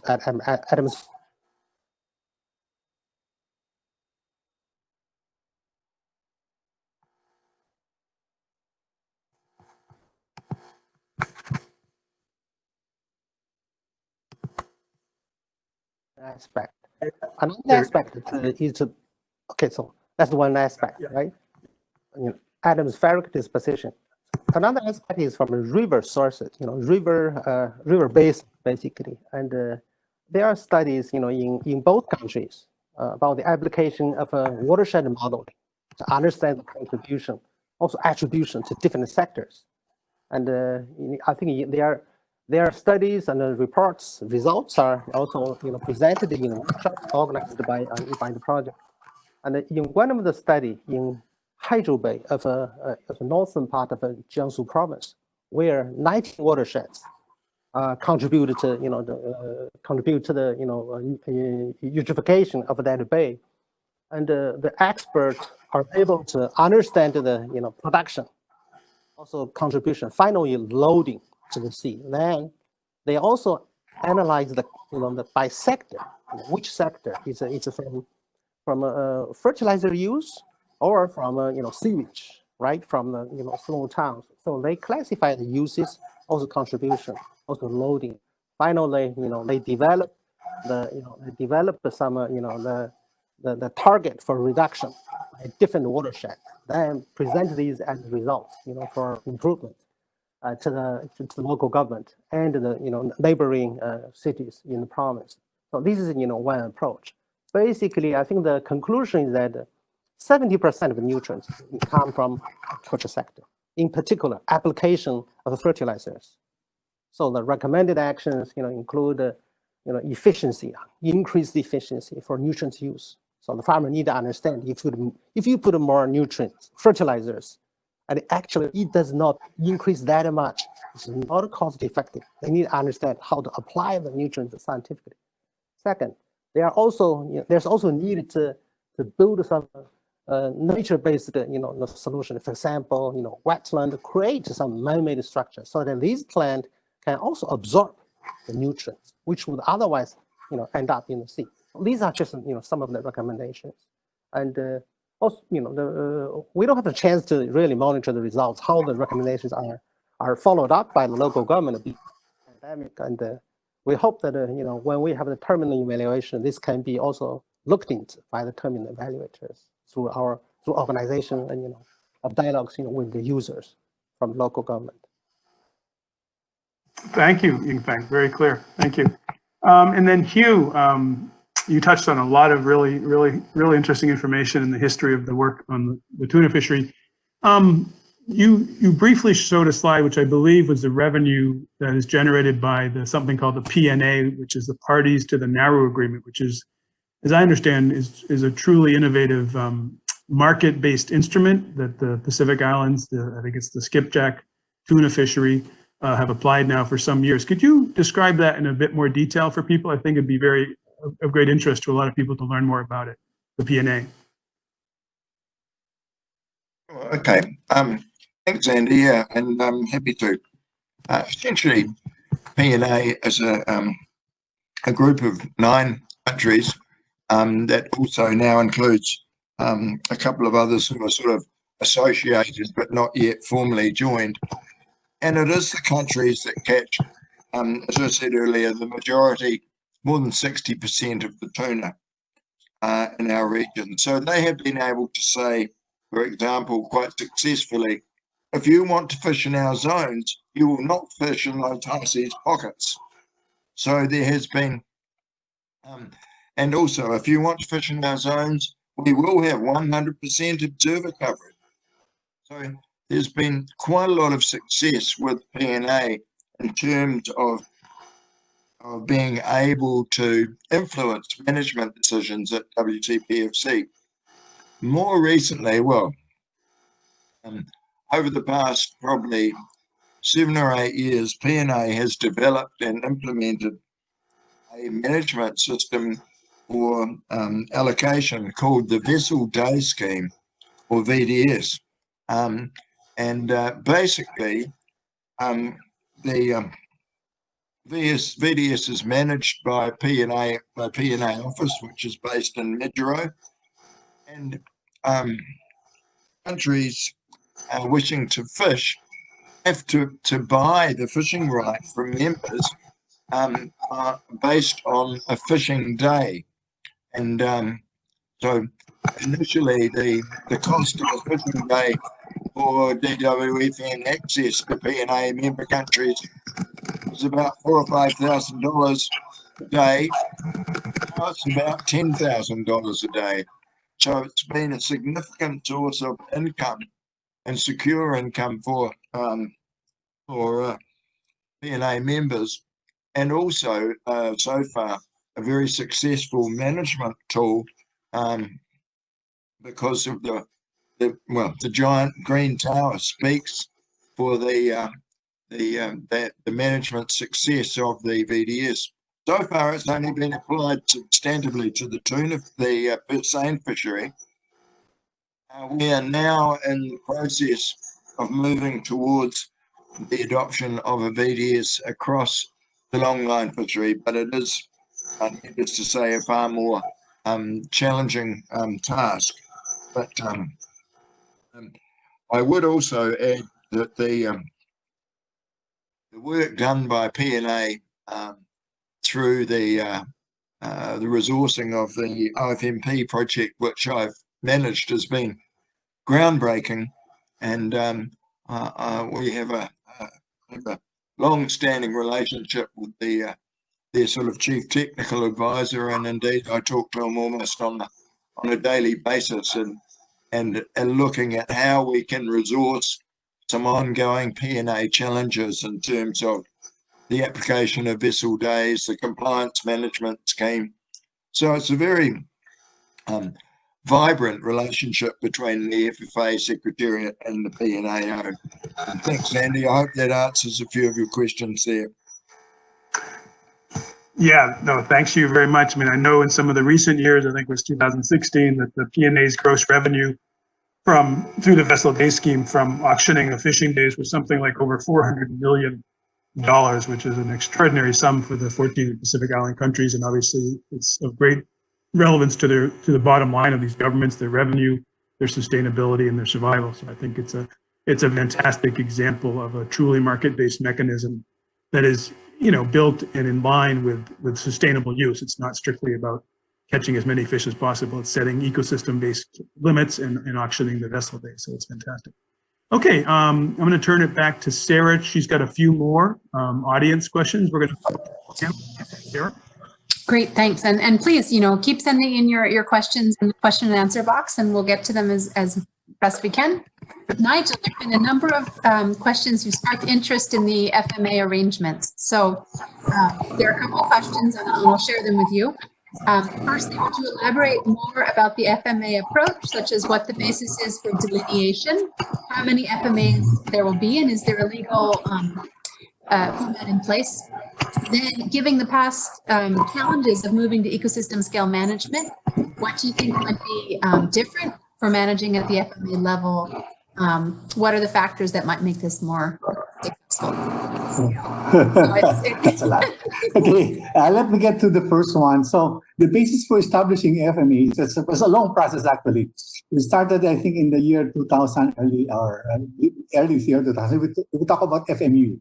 FMU are really the expansion of what I said earlier about inter-LGU arrangements, plus bodies of water that are somehow commonly, with a common resource that they share. So like small pelagics and things like that. So that's the basis, actually. So it's also based on the data collection scheme of the National Stock Assessment Program of the Philippines. That means the FMAs are where your data are collected as well, but not, of course, the entire FMAs are covered, but more or less there will be some indications of species available or normally caught or commonly caught species. So those are the basis for the and as to the law for that, it's still being covered by the Fisheries Administrative Order. It's still a bit loose. That means it's declared by the Department of Agriculture, or where Bureau of Fisheries and Aquatic Resources is embedded. So that one is still an administrative order, but there are now moves to make this a Republic Act. So in that case, that's an opportunity for us to further refine the FMA itself, the 12 FMAs. It can be more because we see now some issues in this delineation, and we see also that the current structure of the Bureau of Fisheries actually does not really it's not really in a conjunction with the FMAs. So there is an FMA where you have 3 regional offices doing it so it's really a very, very complex matter for the moment in terms of managing. But what they did was they allocated a focal regional office to deal with a specific FMA. So that still works for now. But if it becomes a Republic Act, then maybe that's just to be teased out further, even the actual delineation. And the last question is what could be different in an FMA and not non-FMA. Before, when we were managing the resource, the nearshore area, I thought actually will not change much because the resources being shared by the LGUs are common to them for specific number of coastal zones. So there are, especially the demersal species, the invertebrate species, practically can be managed in a smaller scale because these are not moving that much. But what FMA will provide you is the managing of ubiquitous species that moves actually, or what we call, not necessarily a word straddling stock, but these are the stocks being shared by these various municipalities and provinces and even regions. So these are the ones that will be that will have control over, the FMA will have control over them. And lastly, the most important one is this. For now, our commercial fishers, when they are registered, say anywhere in Metro Manila, they can fish anywhere in the country. But the FMA will only be allotting the number of allowable commercial fishing for each FMA. And that will be the very, very most potent solution for controlling fishing as well as especially reducing overfishing. So I think that's the most important one for me. Yeah. I don't know if I covered everything. That sounded good. Thank you. Now I have a question for Hugh. This is specifically related to fishing aggregating devices, and what do you think about managing the tuna population and using specific gear type for skipjack tuna, which is still in the green tower that you have. So generally the question is, how do we manage fishing aggregation for tuna? I could answer that in one word, Sarah, and it would be carefully. But I'll give it a bit more than that. Look, it has become an increasingly significant issue across the region. Something like 44,000 FADs being deployed annually, and all sorts of issues relating not just to, the impact on bycatch and mammals and endangered and threatened species, shifting FADs, and the environmental damage caused when they end up on the reefs. I am happy to say that at this point in time, PNA, who I just mentioned before, are doing some leading edge work on effective FAD management.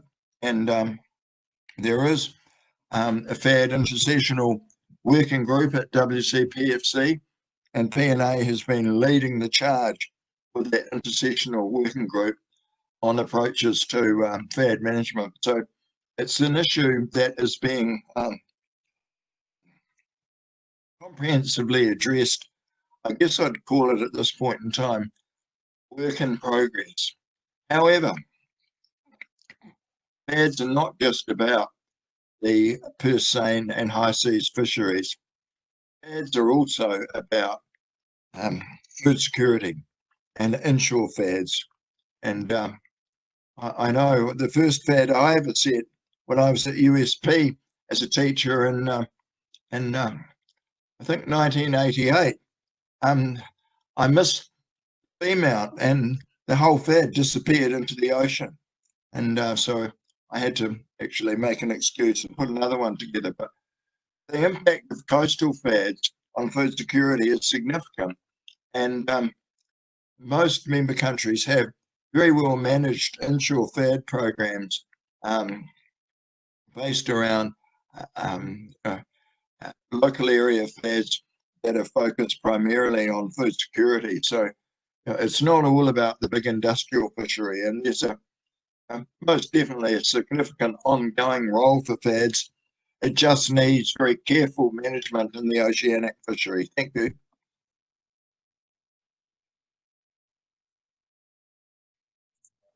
Great, thank you very much. I have a question for all of the panelists now, related to relationships with industrial fishing corporations.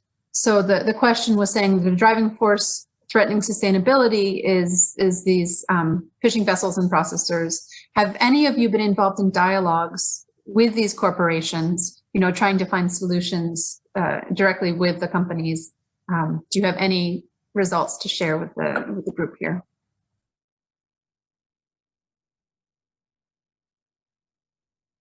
Sarah, if I could just address that for the WCPO. And yes, we have the ISSF, the International Sustainable Seafood Foundation. A number of the corporates are members of ISSF, and they initially challenged PNA in the Vessel Day scheme, and there was actually court cases. Now the ex-director of PNA is on the board of ISSF. Similarly, we have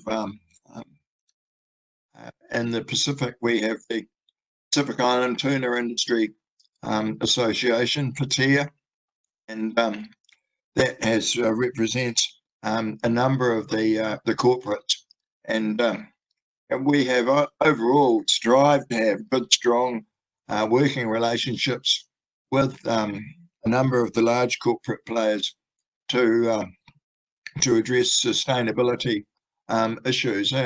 there is an increasingly recognition from the corporates that all about sustainability and traceability. So I think we're finding overall that the vast majority of corporate members are becoming increasingly accountable and responsible and approachable and good to work with, because they recognize that if they're not into sustainability, then they're not going to have a resource to fish anyway.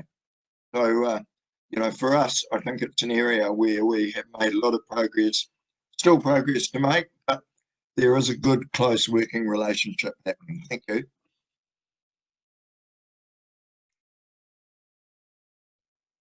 Thanks. Does anyone else have an experience to share about working with fishing corporations? Amy, you're speaking, I don't hear you. Oh, there you go. Sorry.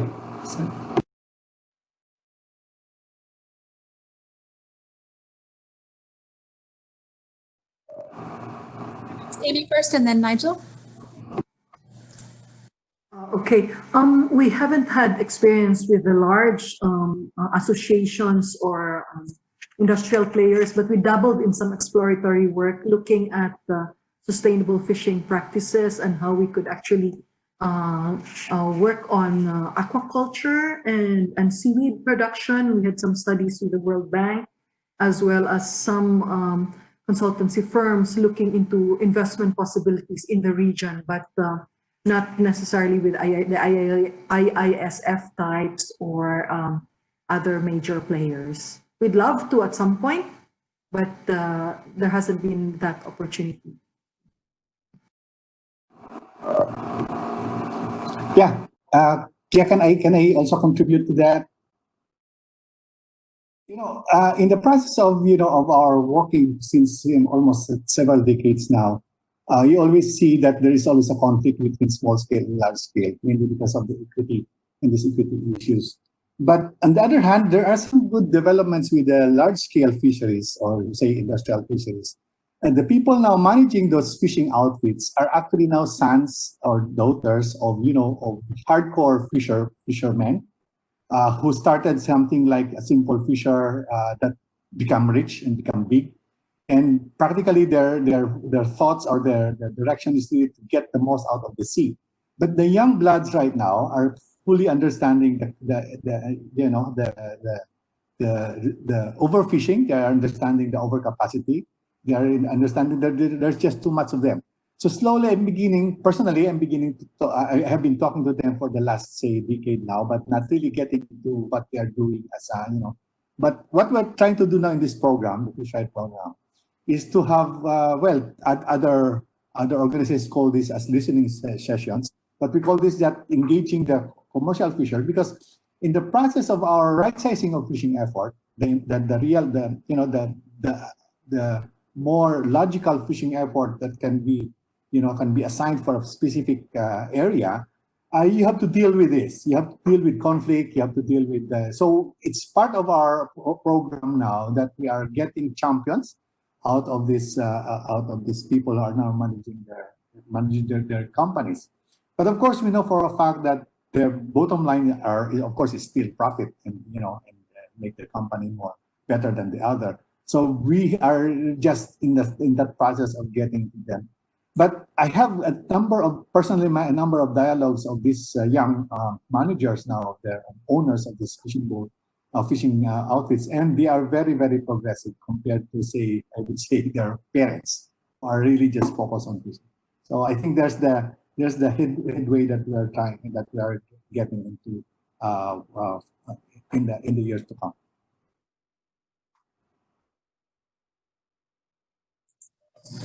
Great, thank you. Are there experiences about this in the Yellow Sea, working with fishing companies? Yes, in the Yellow Sea, we also understand that it's important to work with the industries, basically in order to scale up and also replicate the good practices of the integrated multi-trophic agriculture, and also some other good practices. For example, those standards used by ASC.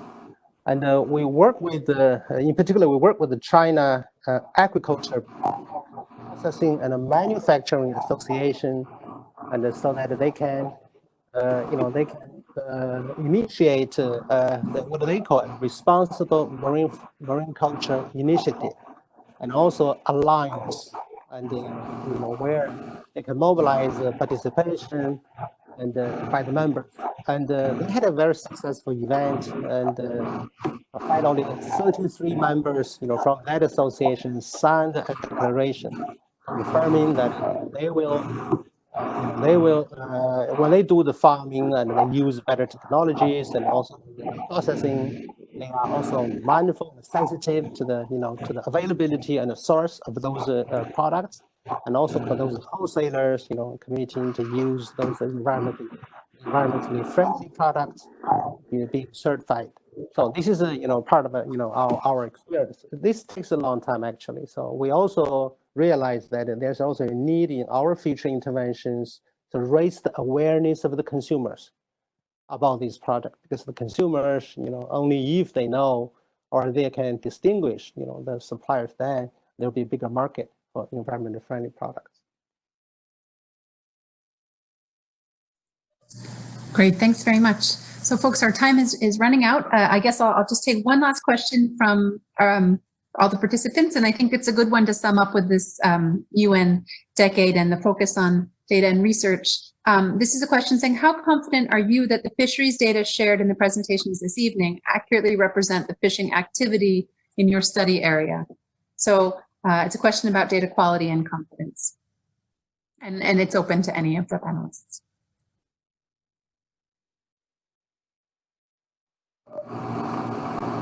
I did not fully understand the question. Come again, Sarah. The question is about confidence in the fisheries data.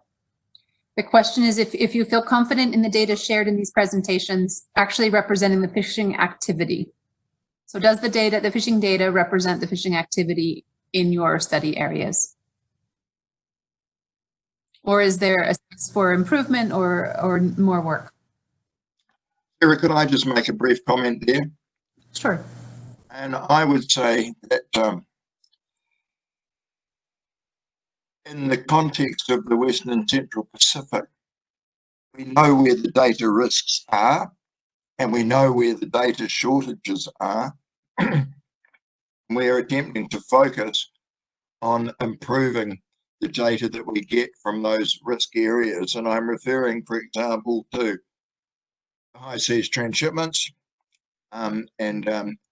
where observers aren't able to monitor, effectively monitor transshipments, and issues relating to IUU.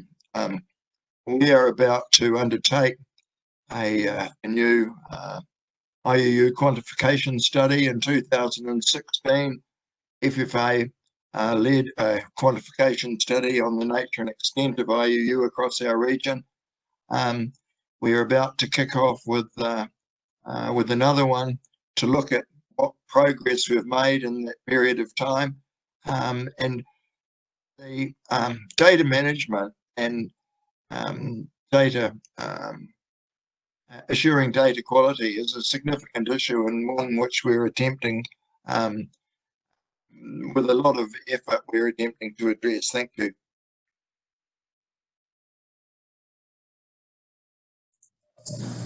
Thank you. Yes, Sarah. Yeah, so I may say for the Philippines is that this the move or the desire or that work towards improving the quality of data has been an ongoing process for the past decades, or especially in the recent decade. But I guess what's key now is that aside from improving on the quality as well as for the accuracy of data, there should be some parallel initiatives here that we still have to do, especially in the catch documentation. So that's where probably the more key things that this coming decades has to focus on, be it electronic or paper-based catch documentation. But the key is that the catch should be the traceability should be there, such that we can truly ensure that the fish that is on the table are really sustainably caught. And secondly is that it's easier to get into the digitized form. That means we are actually doing that in our program, we are piloting some kind of a data collection through tablets, and so that we can have a fast upload as well as and right on time analysis of the data. So I think that's where we're going. That's getting to be cheaper as well. So this technology is getting to be cheaper as well. So I think that's where we have to look at this. And it's even now, I think some NGOs are doing that on a small scale, but we want to do it at a larger scale. From here on. Great, thank you very much. So I'll give the last word to Andy before I close out with a few questions, but thank you so much. Thanks, Sarah. And again, I want to thank all our great presenters, Nigel, Amy, Hugh, Yinfeng, and also thank Sarah and JP in Rhode Island for all the incredible support and logistics in facilitating this session. And to everyone who joined it, thank you for being here today. So we heard amazing variety of information today. We heard from Yinfeng about how the Yellow Sea has taken steps towards sustainable use, cutting across some of the multiple threats and sectors, fisheries, aquaculture, pollution, and so forth. We heard from Nigel how local governments in the Philippines are addressing challenges of differences in ecosystem and governance scales, working to advance ecosystem-based fisheries management, establishing MPAs, and introducing marine spatial planning.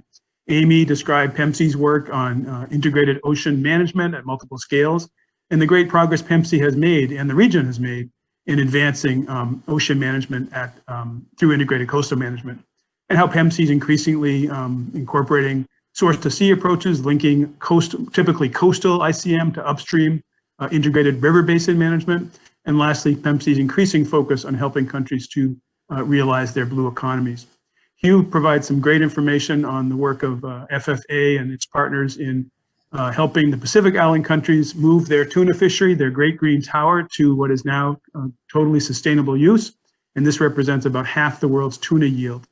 He described some of the various compliance and monitoring management measures that the Pacific Island countries have put into place to achieve these results, and some of the new challenges the countries face going forward, particularly the challenge related to climate change impacts on the tuna stocks of the region. So, in the context of our theme today, these programs all share common elements. They share the challenges of working at different ecosystem and governance scales. They face the challenges of acquiring and understanding sufficient and high quality data and science to inform good decision making, and to convince decision makers of the importance of sustainable ocean use and sound science applied to policy and management. And this, of course, ties into our underlying theme of the Ocean Decade, and underscores the importance of the decade as a vehicle to help advance the collection, the analysis, and the transparent sharing of the enormous quantities of data and science that ocean managers at all scales, local to global, need to do their job effectively in the spirit of translating science to policy and management. So that is my thank you concluding remarks, and Sarah, back to you for the final remarks.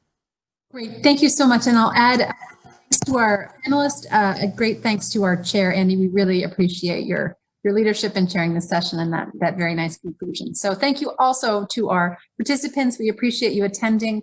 Hope that you will continue this conversation with us and join in future Global Oceans series sessions. You can follow our website for slides, questions, and information. Tomorrow, if you really haven't had enough, session 3 is focusing on Africa, Europe, and Caribbean regions. Tomorrow, June 11th, it's at 10 a.m. Eastern Standard Time. The information is again on our website, and if you're not registered, you can still register for that session. Also, thank you to our supporting organizations. This involved a partnership of quite a few individuals and organizations. I hope that you will continue to be engaged with this process and contribute to the Ocean Decade. So thanks so much. Be safe and be well. Finally, please be in touch. Take care. Bye, everybody.